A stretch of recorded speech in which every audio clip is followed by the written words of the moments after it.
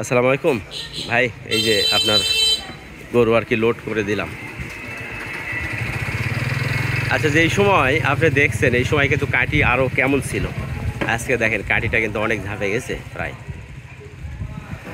আর এইটা কয় দিনে, গত শুক্রবারে নিয়ে আসছি আর আজকে আজকে হলো কী বার, বৃহস্পতিবার না, বৃহস্পতিবার।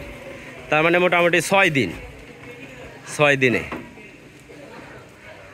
তো এই আর কি ষাঁড় বাচ্চা গাভী আমাদের পার্শ্ববর্তী এলাকায় একই থানাতে আর কি এটা বিক্রি হয়েছে 1,35,000-এ। 4 দাঁত বয়স, সাথে গিরের গাভী, গিরের বাচ্চা। তো গাভী ফ্রেমটা বড় মাশাআল্লাহ, যেটা আপনারা দর্শক দেখছেন ভিডিওতে। ওই যে কয়েকদিন আগে শুক্রবারে নিয়ে আসার পরেই সিমেন্স দিলাম।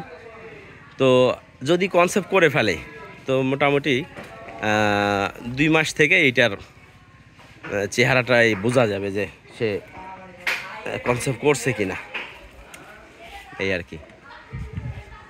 আমরা ছোট্ট করে ভিডিও চিত্র রেখে দিচ্ছি যাতে করে এগুলোর তারিখগুলো ঠিক থাকে, আর কোন জায়গা থেকে গরু কোন জায়গায় যায় সেই রেকর্ডগুলো থাকে আর কি।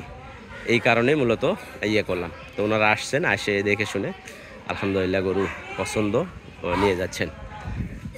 তবে এই গরুর ব্যাপারে অনেকেই কিন্তু অনেক রকমের কমেন্ট করছে। ভাই যেটাই কমেন্ট করুক, আমি যেটা বলছি ওইটাই 100%। এই গরুতে কখনো প্রফিট হবে না এরকম কোনো অপশান নাই, ঠিক আছে? যেটাই কমেন্ট করুক,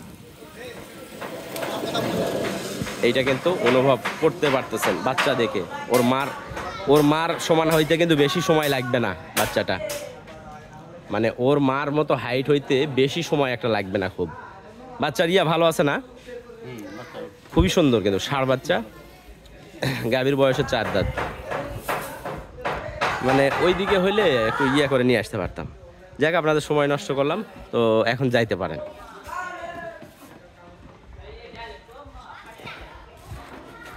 বিশেষ করে যে গরুটা কিনছে আমাদের এলাকারই ভাই,